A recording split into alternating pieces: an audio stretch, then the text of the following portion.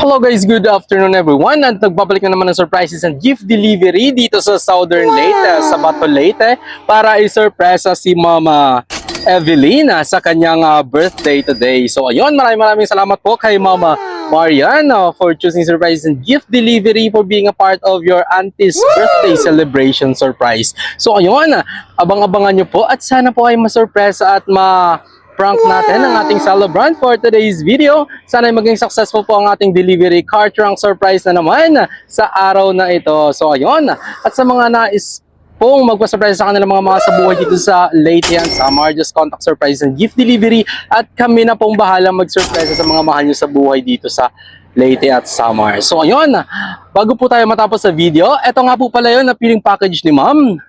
Ang theme po natin ngayon ay a rose gold with a touch of pink, at meron tayo dito ang 2 pieces na sunflower bouquet, at meron tayo dito ang money cake worth 10,000 pesos. And ito po yung set na napili na package ni Ma'am Marian. So again, maraming salamat po Ma'am Marian for choosing us to be in your behalf of your aunt's birthday celebration surprise. So again, maraming salamat po everyone.